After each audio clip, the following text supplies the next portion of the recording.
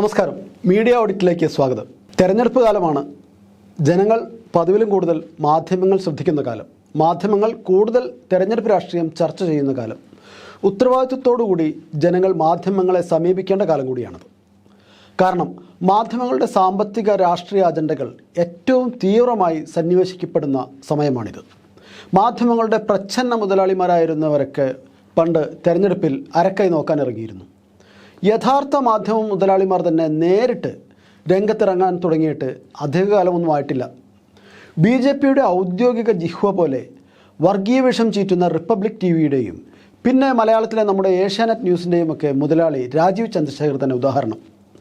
18 വർഷം മുമ്പ് സ്വതന്ത്ര വേഷത്തിൽ കർണാടകയിൽ നിന്ന് രാജ്യസഭയിലെത്തി, പിന്നെ BJP ടിക്കറ്റിൽ 2 വർഷം ഉപരിസഭയിലും പിന്നെ കേന്ദ്രമന്ത്രിസഭയിലും കയറിപ്പറ്റിയ രാജീവ് ചന്ദ്രശേഖർ തിരുവനന്തപുരത്ത് മത്സരിക്കുമ്പോൾ ഏഷ്യാനെറ്റ് അടക്കമുള്ള ചാനലുകളുടെ വാർത്തകൾ അതിൻ്റെ എല്ലാ നിഷ്പക്ഷ മുഖംമൂടികളും അഴിച്ചുമാറ്റി മുതലാളിക്കും മുതലാളിയുടെ പാർട്ടിക്കും വേണ്ടിയുള്ള പ്രചരണ വാർത്തകളാകും സംപ്രേഷണം ചെയ്യുക എന്ന മുൻധാരണയോടെയും മാത്രമേ റിമോട്ട് കയ്യിലെടുക്കാവൂ. പോളിംഗ് ദിനം അടുക്കുംതോറും ഏഷ്യാനെറ്റ് അടക്കമുള്ള മാധ്യമ മാരീചന്മാരുടെ തനിനിറം കൂടുതൽ വെളിപ്പെടും. ജാഗ്രതാപൂർവമാകണം വാർത്തകൾ കാണേണ്ടതും കേൾക്കേണ്ടതും എന്നർത്ഥം. സ്വതന്ത്ര മാധ്യമ പ്രവർത്തന മേഖലയോട് രാജീവ് ചന്ദ്രശേഖർ എന്ന മാധ്യമ മുതലാളിക്കുള്ള കടുത്ത എതിർപ്പ് അയാൾ തെരഞ്ഞെടുപ്പിൽ മത്സരിക്കുമ്പോൾ വാസ്തവത്തിൽ ചർച്ച ചെയ്യപ്പെടേണ്ട ഒന്നല്ലേ? രാജ്യത്ത് സ്വതന്ത്ര ഓൺലൈൻ ചാനലുകളുടെ അടിവേരിറക്കാൻ ശ്രമിക്കുന്ന ഒരാളാണ് തിരുവനന്തപുരത്തെ NDA സ്ഥാനാർത്ഥി രാജീവ് ചന്ദ്രശേഖർ എന്ന കാര്യം നമ്മൾ ആവർത്തിച്ചു പറയേണ്ടിയിരിക്കുന്നു. അദാനി ഗ്രൂപ്പ് തങ്ങൾക്ക് ഹിതമല്ലാത്ത വാർത്ത നൽകിയതിൻ്റെ പേരിൽ economic and political വീക്ക്ലിയുടെ editor Paranjoy ഗുഹാത് ഠാക്കുർത്തയെ ആ സ്ഥാനത്ത് നിന്ന് പുറത്താക്കാൻ സാധിച്ചു. അതാണ് കോർപ്പറേറ്റുകളുടെ മാരകമായ ശക്തി. ന്യൂസ് ക്ലിക്ക് എന്ന ജനകീയ സ്വഭാവമുള്ള ഓൺലൈൻ മാധ്യമ സ്ഥാപനത്തെ ഒരു ശത്രുരാജ്യത്തെ എന്ന പോലെ ആക്രമിച്ച് കീഴ്പ്പെടുത്താനും എഡിറ്റർ പ്രബീർ പുർക്കായസ്തയെ ഇരുമ്പഴിക്കുള്ളിലാക്കാനും BJP നേതൃത്വത്തിന് സാധിച്ചു. ദ വയറിനെ തകർക്കാൻ രാജീവ് ചന്ദ്രശേഖർ അവലംബിച്ചത് സ്ലാപ് സ്യൂട്ട് എന്ന പോംവഴിയാണ്. സ്ലാപ് സ്യൂട്ട് എന്നാൽ strategic lawsuit against public participation എന്നർത്ഥം. പ്രതിരോധ മേഖലയിലെ നിക്ഷേപകൻ കൂടിയായ രാജീവ് ചന്ദ്രശേഖർ പാർലമെൻറ്റിൻ്റെ പ്രതിരോധ സ്റ്റാൻഡിംഗ് കമ്മിറ്റിയിൽ ഉൾപ്പെട്ടതിൽ കോൺഫ്ലിക്റ്റ് ഓഫ് ഇൻട്രസ്റ്റ്, അതായത് താൽപ്പര്യങ്ങളുടെ ഏറ്റുമുട്ടൽ ഉണ്ടെന്ന് സ്ഥാപിച്ച് ദ വയർ എന്ന ഓൺലൈൻ മാധ്യമം ഒരു വാർത്ത നൽകി. അതായത് കരാറുകാരനായ ഒരു കൗൺസിലർ ഒരു മുനിസിപ്പാലിറ്റിയിലെയോ പഞ്ചായത്തിലെയോ പൊതുമരാമത്ത് സ്റ്റാൻഡിംഗ് കമ്മിറ്റി ചെയർമാൻ ആകുന്നതിലെ അനൗചിത്യം ചൂണ്ടിക്കെട്ടി പത്രങ്ങളുടെ പ്രാദേശിക പേജിൽ വാർത്ത നൽകുന്നത് പോലെ രാജീവ് ചന്ദ്രശേഖർ പ്രതിരോധ സ്റ്റാൻഡിംഗ് കമ്മിറ്റിയിൽ എത്തിയതിനെക്കുറിച്ച് ദ വയർ വാർത്ത നൽകിയതിനു പിന്നാലെ ബാംഗ്ലൂരിലെ ഒരു കോടതിയിൽ നിന്ന് അദ്ദേഹം അനുകൂല വിധി സമ്പാദിച്ചു. തുടർന്ന് വാർത്ത വെബ്സൈറ്റിൽ നിന്ന് പിൻവലിക്കേണ്ടി വന്നു. ദ വയറിലെ വാർത്ത തനിക്ക് മാനഹാനി ഉണ്ടാക്കിയെന്ന് കാണിച്ച് 11,000 കോടിയുടെ സ്ലാബ് സ്യൂട്ടുകളാണ് രാജീവ് ചന്ദ്രശേഖറിന് വേണ്ടി വിവിധ കോടതികളിൽ സമർപ്പിക്കപ്പെട്ടത്. ദ വയറിനെ ഇല്ലാതാക്കാനുള്ള ശ്രമങ്ങളിൽ വിജയം കാണാൻ രാജീവ് ചന്ദ്രശേഖറിനോ BJPക്കോ ഇതുവരെ സാധിച്ചിട്ടില്ല. സ്വതന്ത്ര മാധ്യമ പ്രവർത്തനമെന്ന ധാര ഇന്ത്യയിൽ ഇപ്പോഴും സജീവവും ശക്തവുമാണെന്ന് കാട്ടിത്തരുകയാണ് ന്യൂസ് ക്ലിക്കിൻ്റെയും ദ വയറിൻ്റെയും ന്യൂസ് ലോണ്ടറിയുടെയും ഒക്കെ ഇടപെടലുകൾ. അതുമാത്രമോ, ഹിന്ദി മേഖലയിൽ സജീവമായ രവീഷ് കുമാറിൻ്റെത് അടക്കമുള്ള നിരവധി യൂട്യൂബ് ചാനലുകൾ സർക്കാരിൻ്റെ ചെരുപ്പ് നക്കികളായ ലെഗസി മീഡിയയ്ക്ക് ശക്തമായ ബദലാണെന്ന യാഥാർത്ഥ്യം അവഗണിക്കാൻ ഒട്ടുമാവില്ല. മുഖ്യമന്ത്രി പിണറായി വിജയൻ CPIM സംസ്ഥാന സെക്രട്ടറി ആയിരുന്ന കാലത്ത് മാധ്യമ സിൻഡിക്കേറ്റിനെ കുറിച്ച് നടത്തിയ പരാമർശങ്ങൾ ഏറ്റവും പ്രസക്തമായ കാലം കൂടിയാണ് ഈ തെരഞ്ഞെടുപ്പ് കാലം. ഇടതുപക്ഷ വിരുദ്ധ വാർത്തകൾ ഒരേ കേന്ദ്രത്തിൽ നിന്ന് ഒരേ മൂശയിൽ വാർത്തെടുക്കുന്ന പ്രക്രിയയാണ് അന്ന് പിണറായി വിജയൻ മാധ്യമ സിൻഡിക്കേറ്റ് എന്ന് വിശേഷിപ്പിച്ചത്. CPIMൽ വിഭാഗീയതയുണ്ടെന്ന് സ്ഥാപിക്കാനായി പടച്ചുവിട്ട സൃഷ്ടികളുടെ സ്വഭാവം സൂക്ഷ്മമായി പരിശോധിച്ചാൽ ഒരു ഘട്ടത്തിൽ മാധ്യമ സിൻഡിക്കേറ്റ് എത്രമാത്രം ശക്തി പ്രാപിച്ചിരുന്നു എന്ന് മനസ്സിലാക്കാനാകും. ഇപ്പോഴിതാ തെരഞ്ഞെടുപ്പ് കാലത്ത് ഈ സിൻഡിക്കേറ്റിന് ജീവൻ വെച്ചിരിക്കുന്നു. മുമ്പൊക്കെ ഒരു കൂട്ടം മാധ്യമപ്രവർത്തകരുടെ ഗൂഢാലോചനയിലൂടെ രൂപം കൊള്ളുന്ന വാർത്തകളാണ് ഉള്ളതെങ്കിൽ ഇന്ന് BJPയുടെയും UDFൻ്റെയും പ്രചാരണ ഫാക്ടറികളിൽ നിന്ന് ഉൽപ്പാദിപ്പിക്കുന്ന വ്യാജ ഉൽപ്പന്നങ്ങളാണ് മാധ്യമപ്രവർത്തകരുടെ അസംസ്കൃത വസ്തുക്കൾ. ഒരു സാമ്പിൾ നോക്കൂ. ഈ പോസ്റ്റർ ശനിയാഴ്ച സമൂഹ മാധ്യമങ്ങളിൽ വ്യാപകമായി പ്രചരിപ്പിക്കപ്പെട്ടു. പോസ്റ്ററിൽ മോഡിക്കും ദേവഗൌഡയ്ക്കുമൊപ്പം ജനതാദൾ മന്ത്രി കൃഷ്ണൻകുട്ടിയുടെയും MLA മാത്യു ടി തോമസിൻ്റെയും പടങ്ങൾ. കർണാടകത്തിലെ NDA സ്ഥാനാർത്ഥിയുടെ പ്രചാരണ പോസ്റ്ററിൽ കേരളത്തിലെ മന്ത്രിയും MLAയും ഉൾപ്പെട്ടിരിക്കുന്നു എന്ന അടിക്കുറിപ്പോടെയാണ് ഫേസ്ബുക്കിലും ഇൻസ്റ്റയിലും വാട്സപ്പ് ഗ്രൂപ്പുകളിലുമൊക്കെ ഇത് പറന്നു നടന്നത്. ഇനിയാണ് ഇതിന് പിന്നിലെ ഗൂഢാലോചനയുടെ കടുപ്പം മനസ്സിലാവുന്നത്. ഈ പോസ്റ്റിൻ്റെ ഉള്ളടക്കത്തെക്കുറിച്ച് ഒരു പരിശോധനയും നടത്താതെ മനോരമയും മാതൃഭൂമിയും അടക്കമുള്ള മാധ്യമങ്ങൾ അത് വാർത്തയാക്കുന്നു. സ്വാഭാവികമായും BJPയെ പരാജയപ്പെടുത്താൻ പ്രചാരണം നടത്തുന്ന LDF പ്രതിരോധത്തിലാകുന്നു. എന്ത് മറുപടി പറയണം? വാസ്തവത്തിൽ മന്ത്രി കൃഷ്ണൻകുട്ടിയെയോ മാത്യു ടി തോമസ് MLAയെയോ ഒന്ന് ഫോൺ വിളിച്ചിരുന്നുവെങ്കിൽ ഇങ്ങനെ ഒരു അബദ്ധം സംഭവിക്കില്ലായിരുന്നു. പക്ഷേ അവർ നിഷേധിക്കുന്ന പക്ഷം ഈ കള്ളവാർത്ത നൽകാനുള്ള സാധ്യത അടയും. ധാർമ്മികതയും രാഷ്ട്രീയ വിദ്വേഷവും തമ്മിലുള്ള ഏറ്റുമുട്ടലിന് ഈ ഗൂഢാലോചനക്കാരായ മാധ്യമപ്രവർത്തകരുടെ മനസ്സിൽ ഇടമേയില്ല. തങ്ങളുടെ വിശ്വാസ്യത നഷ്ടപ്പെട്ടാലും LDFനെ പ്രതിരോധത്തിലാക്കുക എന്ന ലക്ഷ്യം മാത്രമേ അവർക്കുള്ളൂ. ഇനി ഇതൊന്ന് നോക്കൂ. ഇതാണ് യഥാർത്ഥ പോസ്റ്റർ. കേരളത്തിലെ 2 നേതാക്കളുടെ മുഖം കർണാടകയിലെ NDA സ്ഥാനാർത്ഥിയുടെ പോസ്റ്ററിൽ പതിക്കുക എന്ന ക്രിമിനൽ കൃത്യത്തിന് കൂട്ടുനിൽക്കുകയായിരുന്നു നമ്മുടെ മാധ്യമങ്ങൾ. വെട്ടിലാകും, കേസിന് സാധ്യതയുണ്ട് എന്നൊക്കെയായപ്പോൾ അവർ മന്ത്രി കൃഷ്ണൻകുട്ടിയുടെയും മാത്യു ടി തോമസിൻ്റെയും പ്രതികരണമെടുത്ത് അത് സംപ്രേഷണം ചെയ്തെന്ന് വരുത്തി.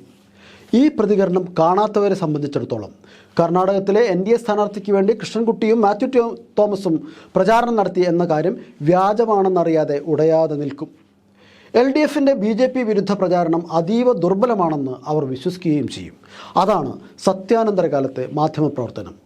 ഇതിനോടനുബന്ധമായി ഒരു കാര്യം കൂടി സൂചിപ്പിക്കട്ടെ. കേജ്രിവാളിൻ്റെ അറസ്റ്റിനെതിരെ ഡൽഹി രാംലീല മൈതാനിയിൽ നടന്ന പ്രതിപക്ഷ കൂട്ടായ്മയുടെ വാർത്ത മാതൃഭൂമി നൽകിയത് നോക്കൂ.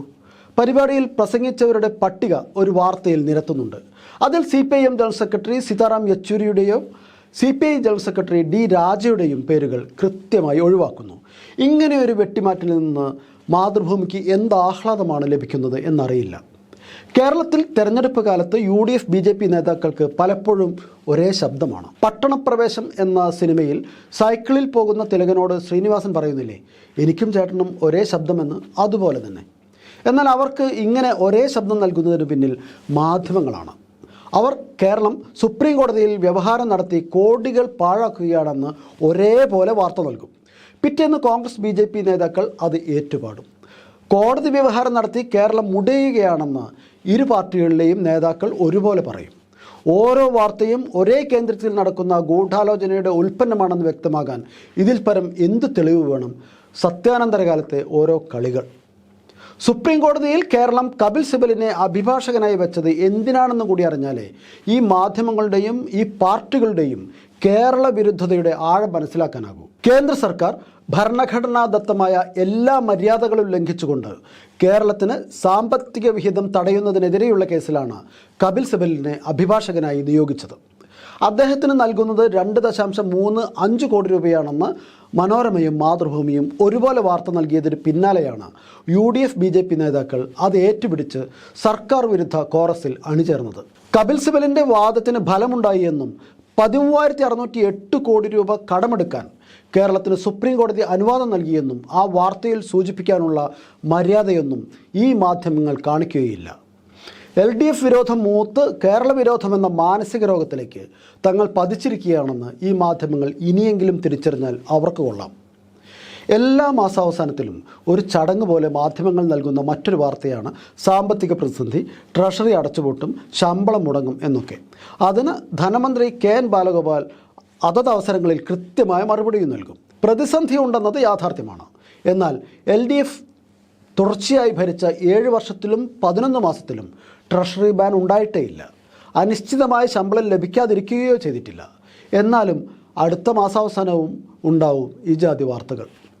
കഴിഞ്ഞ മാസം ശമ്പളം 2 ദിവസം വൈകിയപ്പോൾ വിരളി പിടിച്ച മാധ്യമങ്ങൾ ആന്റണി ഭരണത്തിൽ സമാന സാഹചര്യം ഉണ്ടായപ്പോൾ എങ്ങനെയാണ് ന്യായീകരിച്ചത് എന്ന് ഓർക്കുന്നത് നന്നായിരിക്കും.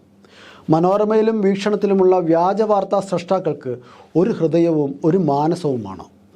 EP ജയരാജൻ്റെ ഭാര്യ PK ഇന്ദിര കോവിഡ് കാലത്ത് ക്വാറന്റൈൻ ലംഘിച്ച് ബാങ്ക് ലോക്കർ തുറപ്പിച്ചു എന്ന് അവർ വാർത്ത നൽകി. വാർത്ത 1-ാം പേജിൽ ഇങ്ങനെയാണ് വിന്യസിച്ചത്. അതിനെതിരെ PK ഇന്ദിര മാനനഷ്ട കേസ് ഫയൽ ചെയ്തു. അതിൽ 10 ലക്ഷം രൂപ അവർക്ക് നഷ്ടപരിഹാരവും വിധിച്ചു. ഈ വാർത്ത തയ്യാറാക്കിയ മലയാള മനോരമയിലെ മാധ്യമപ്രവർത്തക KP സഫീനയ്ക്കായിരുന്നു പത്രപ്രവർത്തന മികവിനുള്ള മനോരമയുടെ ചീഫ് എഡിറ്റേഴ്സ് ഗോൾഡ് മെഡൽ ലഭിച്ചത്. AI ക്യാമറയിലെ അഴിമതി സംബന്ധിച്ച റിപ്പോർട്ടിങ്ങിലെ മികവിനായിരുന്നു ആ പുരസ്കാരം. ഇവർ പടച്ചുവിട്ട ആ വ്യാജ വാർത്ത മലയാള മനോരമ പിന്നീട് പിൻവലിച്ചു. വ്യാജ വാർത്തയ്ക്ക് പ്രോത്സാഹനം നൽകിക്കൊണ്ട് മനോരമ അവരുടെ വായനക്കാർക്ക് എന്ത് സന്ദേശമാണ് നൽകുന്നത്? മനോരമ ഇങ്ങനെയൊക്കെ ചെയ്തില്ലെങ്കിലേ അത്ഭുതമുള്ളൂ. നിക്ഷേപകരുടെ ലക്ഷക്കണക്കിന് രൂപ വെട്ടിച്ചതിന് ജയിലിൽ കിടക്കേണ്ടി വന്ന കണ്ടത്തിൽ കുടുംബത്തിലെ ഒരു കാരണവരാണ് ഈ പത്രം തുടങ്ങിയത്. ക്രിമിനൽ കേസ് പ്രതിയായ ആ കാരണവരെ സ്വാതന്ത്ര്യ സമര സേനാനിയായി ചിത്രീകരിക്കാൻ ശ്രമിച്ച പത്രമാണത്. അതായത് ജയിലിൽ കിടന്നത് വഞ്ചനാ കേസിലല്ല, മറിച്ച് സ്വാതന്ത്ര്യ സമരം നയിച്ചതിനാണെന്ന് വരുത്തി തീർക്കാൻ ശ്രമിക്കുക. ആ പത്രം ഇത്തരം വ്യാജ സൃഷ്ടികൾക്ക് പ്രോത്സാഹനം നൽകിയില്ലെങ്കിലേ അത്ഭുതപ്പെടാനുള്ളൂ. ഇനി വീക്ഷണത്തിലെ വ്യാജനെ പരിചയപ്പെടാം. ഇതാണ് വാർത്ത. കരുവന്നൂർ കരുവാക്കി തൃശ്ശൂരിൽ CPIM BJP കരാർ എന്നാണ് ഒന്നാം പേജിൽ നിരത്തിയത്. CPIMനെ അപകീർത്തിപ്പെടുത്തി വാർത്ത പ്രസിദ്ധീകരിച്ചതിന് വീക്ഷണ ദിനപത്രത്തിന് ആ പാർട്ടി വക്കീൽ നോട്ടീസ് അയച്ചു. Printing and publishing company editor Jaison Joseph, chairman K Sudhakaran, managing editor Sooranad Rajasekharan, ലേഖിക MV വിനീത എന്നിവർക്കെതിരെയൊക്കെയാണ് നോട്ടീസുള്ളത്. തൃശ്ശൂരിൽ BJP സ്ഥാനാർത്ഥി സുരേഷ് ഗോപിയെ വിജയിപ്പിക്കണമെന്ന BJP കേന്ദ്ര നേതൃത്വത്തിൻ്റെ ആവശ്യം CPIM അംഗീകരിച്ചു എന്ന പച്ചക്കള്ളം എഴുതിയ സ്വന്തം ലേഖിക ആലത്തൂരിലും CPIM BJP ധാരണയുണ്ടെന്ന് പറയുന്നു. ഈ ലേഖിക പത്രപ്രവർത്തനത്തിൽ പരിശീലനം നേടിയത് മനോരമയിലാണോ എന്ന് ആശ്ചര്യപ്പെട്ടുകൊണ്ട് ഈ ലക്കം മീഡിയ ഓഡിറ്റ് ഇവിടെ അവസാനിപ്പിക്കുന്നു. നന്ദി, നമസ്കാരം.